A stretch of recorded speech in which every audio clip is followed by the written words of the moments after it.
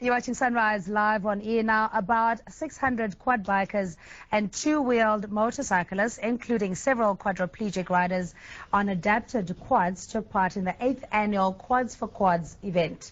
The first leg was from Johannesburg to Durban. It started last Thursday and ended at Cane Cutters in Belito on Sunday. The return ride starts today, arriving at Carnival City on Sunday.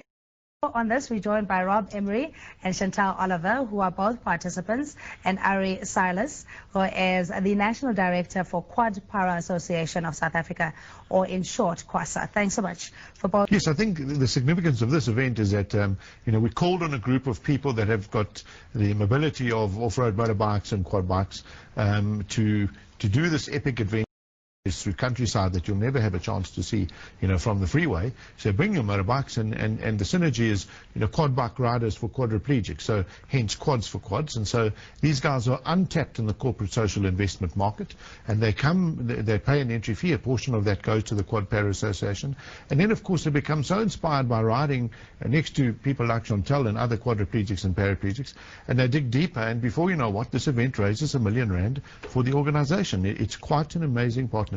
That's it, yeah. But how do you sustain this kind of an event? I know you're in your 8th year and you do have your consistent sponsors as well, but it does take quite a bit of management. Yes, look, I think significantly there are some backup sponsors, who want their brand on the event. They want to talk to 600-800 motorcyclists, so that's a good starting point.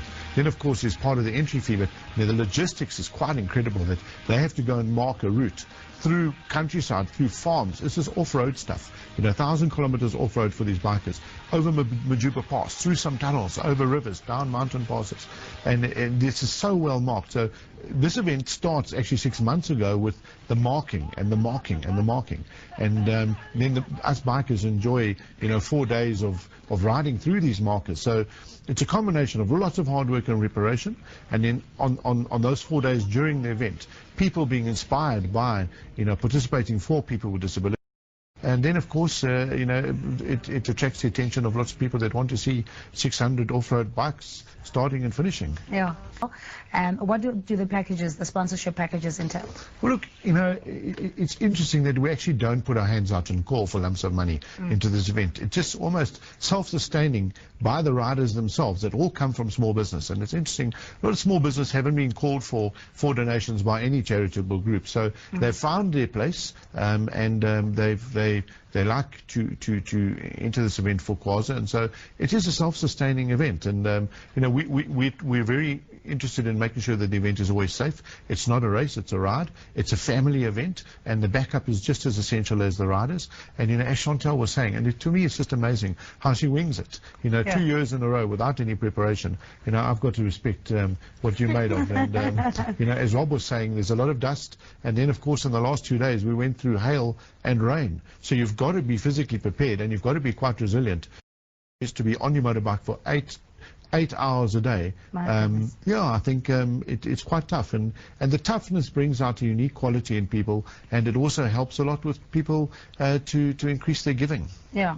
I mean, are you going to change anything in terms of your approach going forward, especially to include different sectors? Look, yes, that's a very interesting question, because when you go through these rural areas and these valleys, you actually get to see a lot of poverty in these rural areas in South Africa. And so we have over the years, every year gone in advance and given away stationery kits, soccer balls, food parcels and clothes parcels for those young kids in these rural areas. It really is tough. And this year again, after having reflected on what we've seen, we'll go back and we'll try our best. So there's a cause within a cause, it's for the quad. But there's no doubt that you can't ignore what you see with your eyes in those areas. So we're going to go back, and we're going to make sure that every rider carries something of value that we can hand out to the kids and the families in those valleys that you don't see from the freeways. But I think it's also a wake-up call and an appreciation for able-bodied persons. We often complain about all sorts of petty things, if you will, and yet there are people who do have the mobility impairment that do incredible work. Rob? No, absolutely. It's like I said, something you don't think about until it's directly brought forward into your life. And some of the things we do moan about are quite small in comparison. Yeah.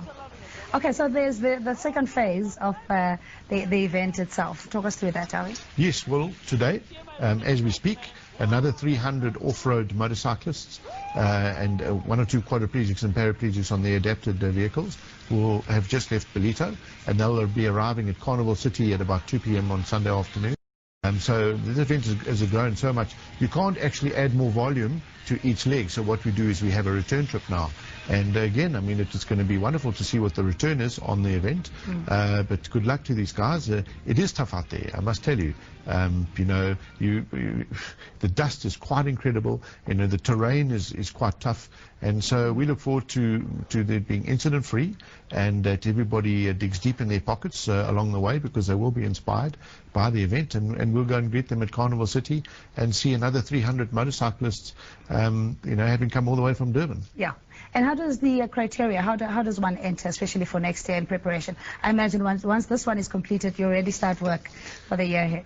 Yes, have motorbike, can enter type of you know, type of formula. But I would like to say that this, on the down event, we took 10 kids from Soweto on the back of quad bikes, and they had the ride of their life as well. They had a chance to see what biking's all about, and that on its own was a sort of a mini fundraiser for themselves, for Chalk in Soweto. So that was an added benefit to the event. So yeah, we want to bring new constituencies into the event, but of course the starting point is a motorbike and some kit and a bit of resilience and 4 days off